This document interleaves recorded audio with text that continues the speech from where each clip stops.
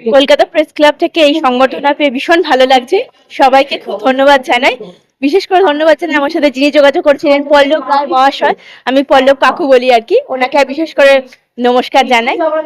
খুব ভালো লাগছে এখানে আসতে পেরে, ভীষণ আমি আনন্দিত বোধ করছি। আর এখানকার অ্যাম্বিয়েন্সটাও খুব ভালো, খুব ভালো লাগছে আমার।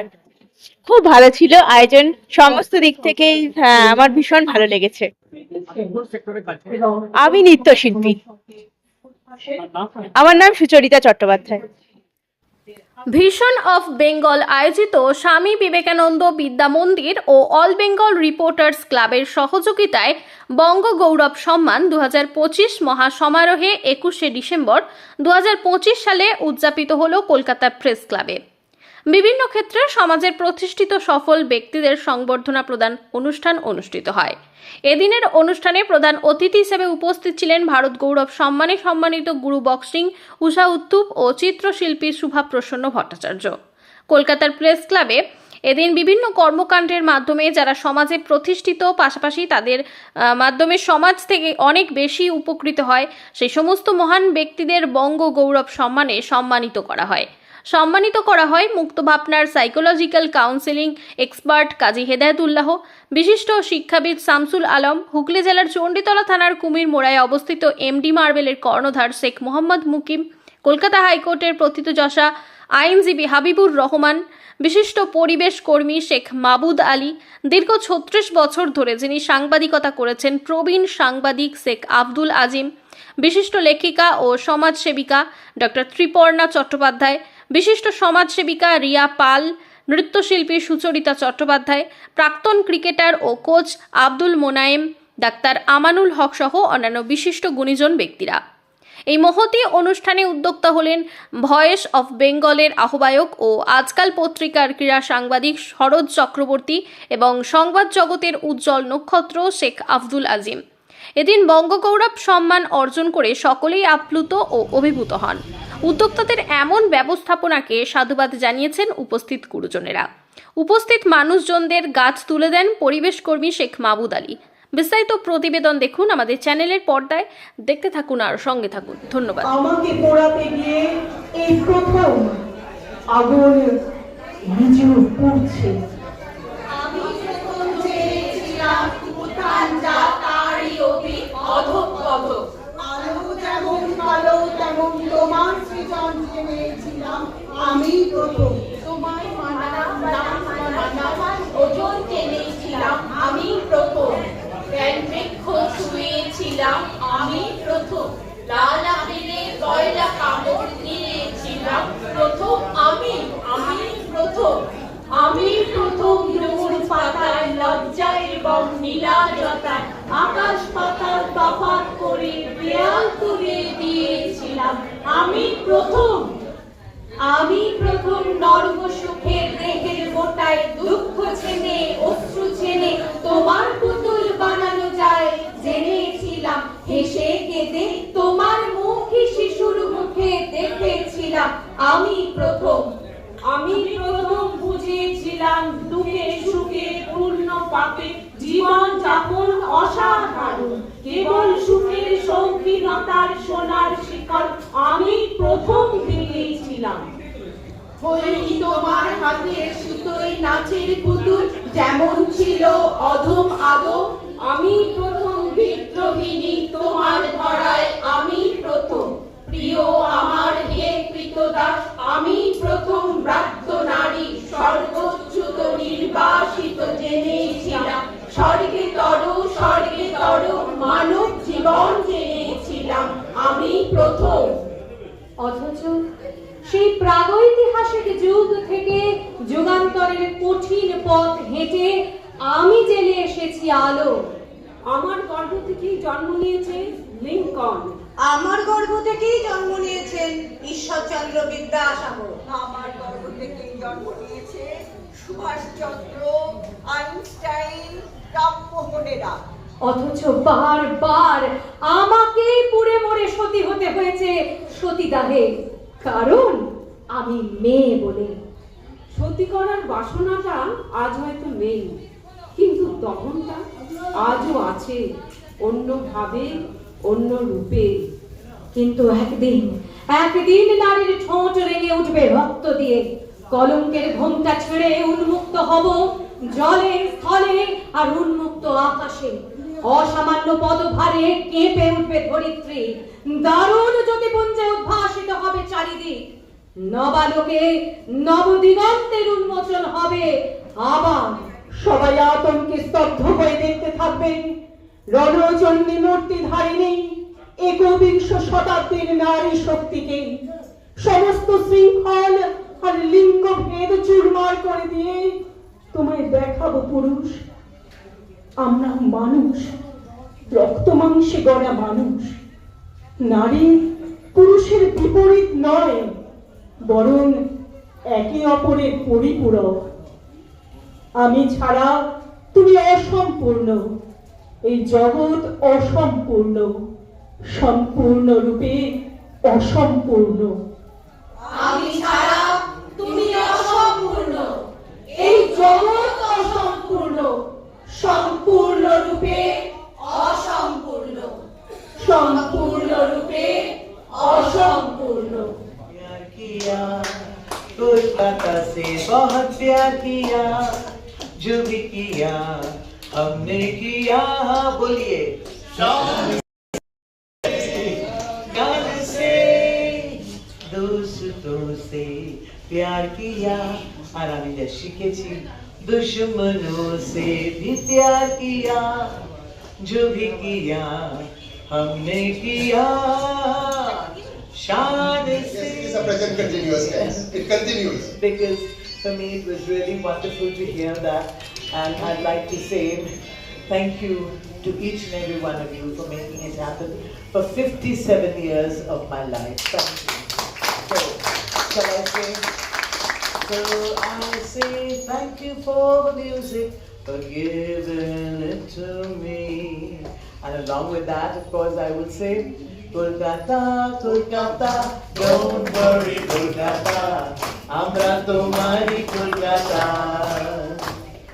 Shore rani go, Amra tomai jani go, tumi je noya rupata. So let us pledge today to keep Kolkata clean and green, secure and safe, for not just men and not just women, but for men as well, because we need to work in that society. So it's my great, great privilege and honor to accept this today. Thank you. Have you on stage? অনেকে জানেন না, ছোট থেকে আমরা যেসব cinema দেখে বড় হয়েছি, মুকদ্দর কা Sikandar, লাওয়ারিস, all Amitabh Bachchan films. This was the man, he was the distributor for those films. অনেকে পর্দার আড়ালে থাকেন, অনেকে পর্দার সামনে থাকেন। পর্দার সামনে আমরা ভেঙ্কটেশ ফিল্মসের নাম শুনি, কিন্তু পর্দার পেছনে যে এত বড় একটা লাইব্রেরি বানিয়েছে, more than 200 films, the credit goes to this person, Mr. Surinder Singh. The most humble person I've ever seen in the entertainment industry. Thank you, Surinder uncle, for coming. Next, Dhriti Banerjee, Dr. Dhriti Banerjee. Dhriti, why don't you come here, please? Everybody had heard about Dr. Banerjee, what our anchor had said, but one thing you must know, India today, they have an independent survey each year where they describe 100 most powerful women and men in India. For the last 2 consecutive years, Bengal থেকে খালি দুজনকে India Today এই তথ্যটা দিয়েছিল। One was Dr. Dhriti Banerjee and one was our Honorable Chief Minister Mamata Banerjee. We were all proud to represent the state. Gurbaz ji, please. ওনার সম্পর্কে তো বলার কিছুই নেই, ওনাকে দেখে আমরা বড় হয়েছি এবং আজও ওনাকে যখন দেখি মানে মনে হয় কারণ আমরা কিছুই করতে পারিনি জীবনে। Thank you Gurbaz sir for being with us. Last but not the least, again I calling Prem uncle, mister Prem Jain, যিনি রিয়েল এস্টেট একটা নতুন ডাইমেনশন নিয়ে এসেছেন ইন অ্যাফোর্ডেবল হাউজিং। আজকে আমরা এমডি মার্বেলের পক্ষ থেকে কলকাতা প্রেস ক্লাবে উপস্থিত হয়েছি বঙ্গ গর্ব সম্মান, সেখান থেকে আমাদেরকে সম্মানিত করা হয়েছে। আমরা এই সম্মানিত হয়ে প্রচুর খুশি এবং এটাকে নিয়ে আমরা আগামী দিনে এগিয়ে যাব এই পাথর নিয়ে।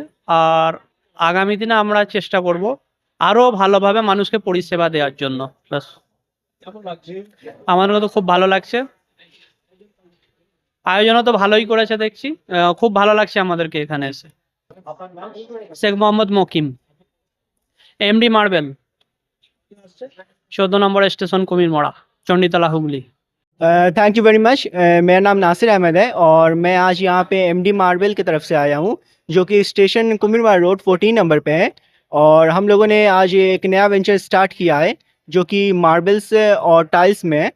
हम लोग चाहते हैं कि हमारे क्लाइंट्स जो है मिडल मैन से ना होते हुए डायरेक्ट कंपनी से डायरेक्ट वो परचेज़ करें, ताकि उन्हें किफ़ायती रेट पे अच्छे प्रोडक्ट्स मिल सके।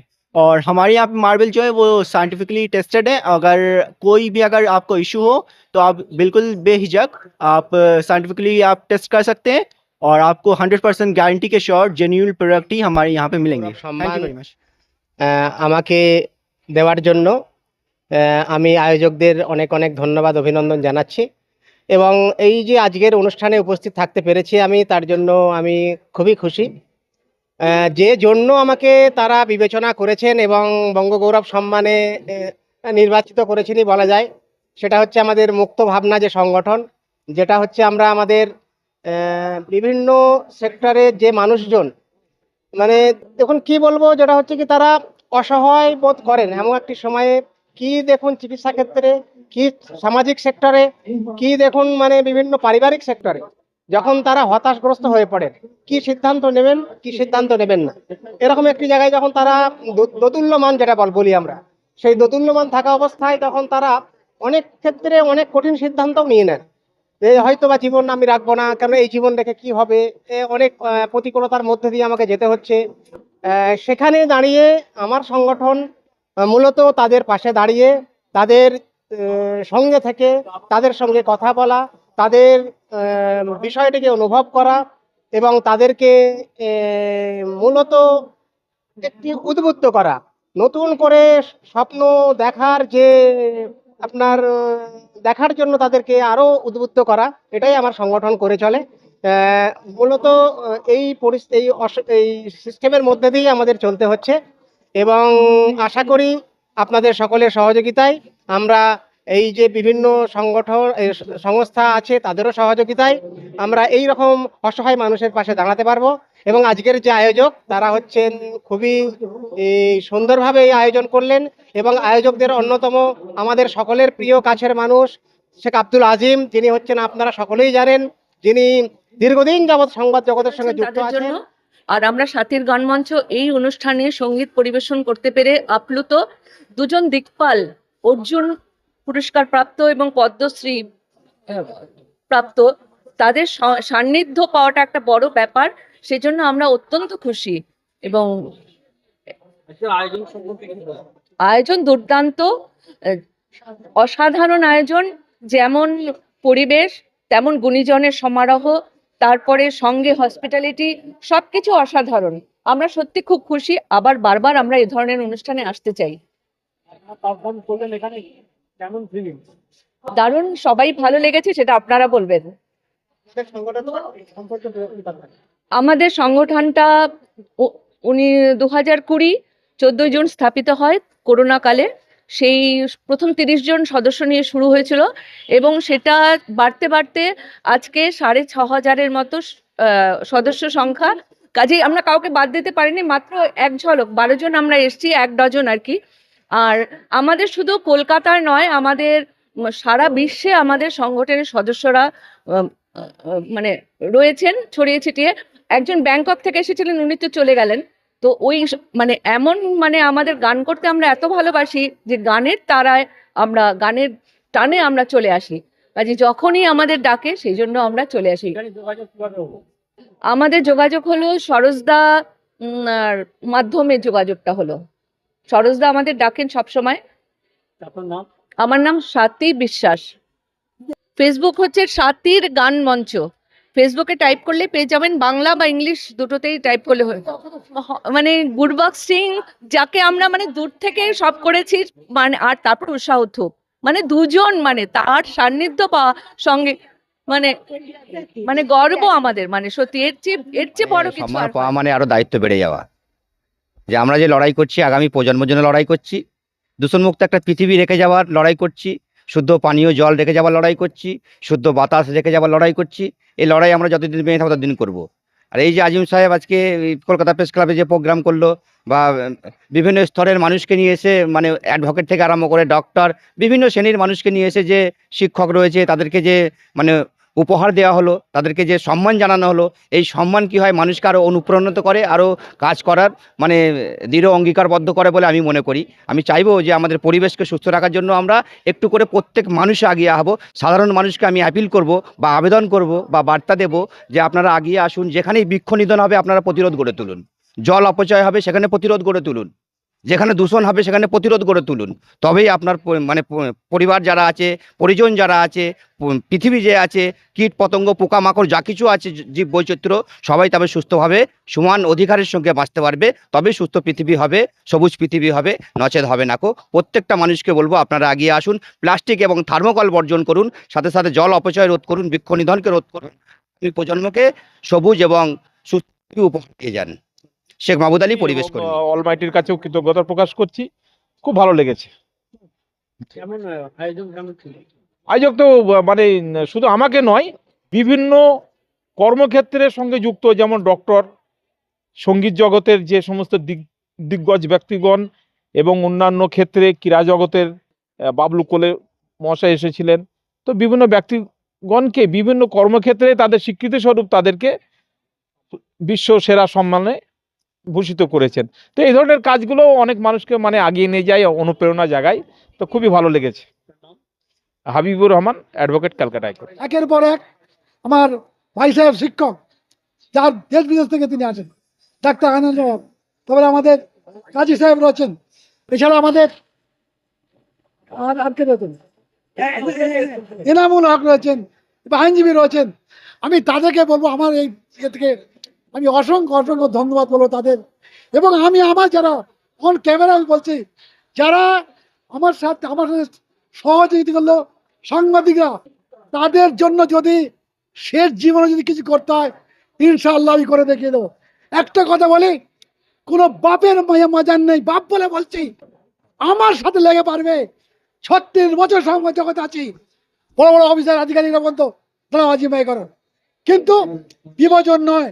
আমি শুধু মানুষকে ভালোবাসি, অত্যাচারিতাকে ভালোবাসি না, মানুষ বাজে দাঁড়ায় না, তাকে আমি ঘৃণা বলে মনে করি। আমি সকল সাংবাদিক বন্ধুদের, আমার সকলকে আমি আন্তরিক ধন্যবাদ জানাই।